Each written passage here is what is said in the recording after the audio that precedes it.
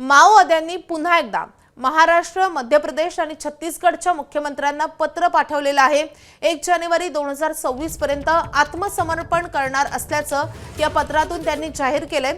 मात्र तोपर्यंत या भागामध्ये पोलिसांनी सुरक्षा दलांचे ऑपरेशन थांबवावं अशी विनंती आता माओवाद्यांनी केली आहे।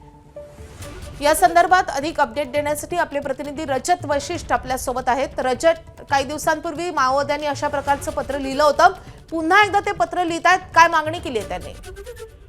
माधवी, महाराष्ट्र, छत्तीसगड आणि मध्य प्रदेशच्या त्रिकोणीय सीमेजवळ जो जंगल आहे त्या ठिकाणी जवळपास 40 पेक्षा जास्त माओवादी जे आहेत, जे एमएमसी झोनशी संबंधित आहे, ते दडून बसलेले आहेत आणि सुरक्षा दल त्यांच्या विरोधात जोरदार कारवाई करतील अशी त्यांना भीती आहे। 2 ते 3 दिवसापूर्वी तिन्ही राज्यांच्या मुख्यमंत्र्यांना उद्देशून जो पत्र पाठवलं होतं त्यामध्ये 15 फेब्रुवारी 2026 पर्यंतची मुदत त्यांनी मागितली होती।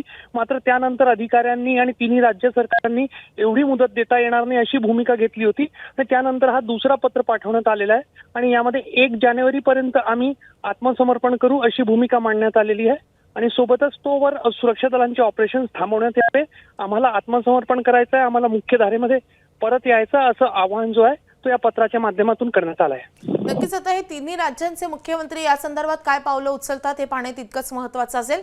रजत, धन्यवाद या सगळ्या सविस्तर माहितीसाठी। एबीपी माझा, उघडा डोळे बघा नीट।